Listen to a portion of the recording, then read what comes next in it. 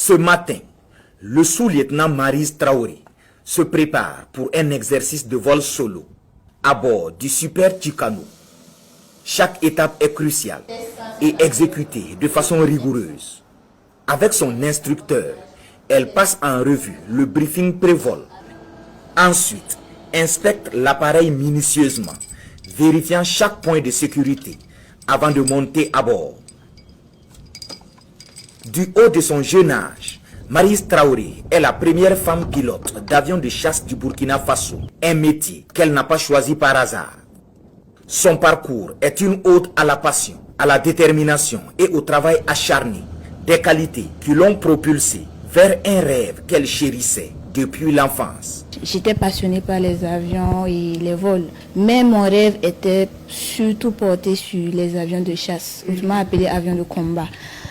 Et pour deux principales raisons. La première était l'adrénaline que procure le pilotage d'avions de chasse et également le fait que, certes, il y a des femmes dans le domaine de l'aviation, mais pas celui du pilotage de chasse en fait. Donc j'ai voulu tester mes limites. Et pour tester ses limites, Maryse s'est donné toutes les chances. J'ai passé avec succès le concours du Prytanée militaire de Kadiogo en 2012, issu de la 6e promotion mixte.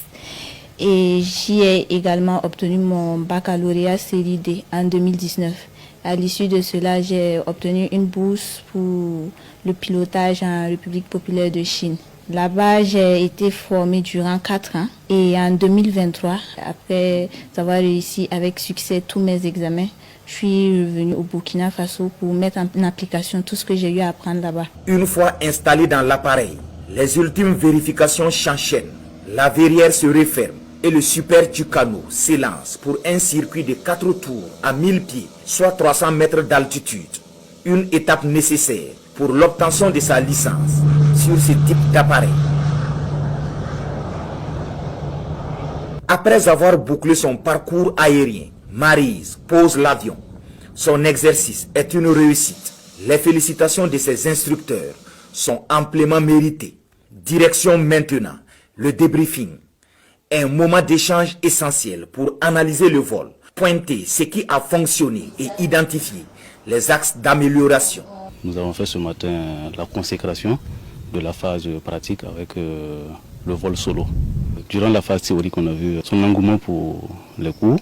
On a vu durant la phase pratique également sa ponctualité, son abnégation, son dévouement, son envie d'apprendre. On est satisfait de son rendement. Rentrer dans l'avion, être familier à tous les écrans, tout ce qu'on voit devant nous, mettre en route l'appareil, le manier, rouler jusqu'au décollage, aller exécuter notre mission, revenir, atterrir.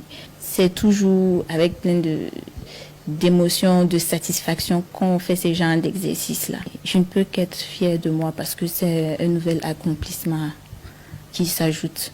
L'abnégation, le sens de la performance et le goût du résultat parfait sont les maîtres mots qui incarnent notre pilote. Une attitude qui force l'admiration de sa hiérarchie, pour qui la compétence est le seul critère qui compte dans le métier de pilote. Elle a su montrer par son engagement qu'elle peut faire la même chose que ce que les autres font.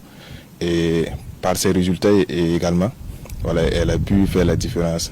Et aussi, c'est une qui s'est toujours montée professionnelle. Être pilote de chasse dans le domaine militaire, c'est vraiment l'élite du pilotage.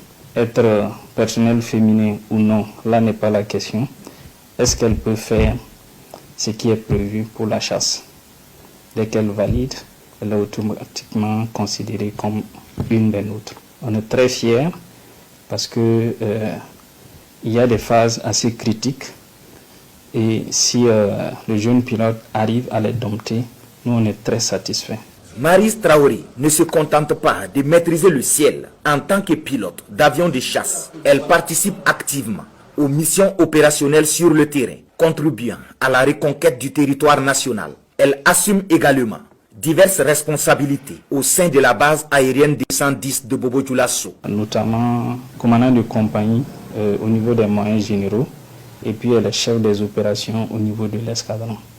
Donc elle arrive à relever le défi avec brio elle a su montrer qu'elle n'a vraiment rien à envier au personnel masculin. Pour les jeunes filles qui nourrissent de grandes ambitions, Maryse Traoré est une figure inspirante, un symbole de confiance en soi, de détermination et de travail acharné. Des qualités indispensables, selon elle, pour transformer ses rêves en réalité. Si vous ressentez l'appel d'un quelconque autre métier qui vous passionne, n'hésitez pas à le poursuivre. Osez rêver grand, n'ayez pas peur. Le monde a besoin de femmes audacieuses et déterminées qui osent poursuivre leurs rêves, peu importe les obstacles. En définitive, on pourrait simplement dire de Maryse Traoré qu'aux âmes bien nées, la valeur n'attend point le nombre d'exannées.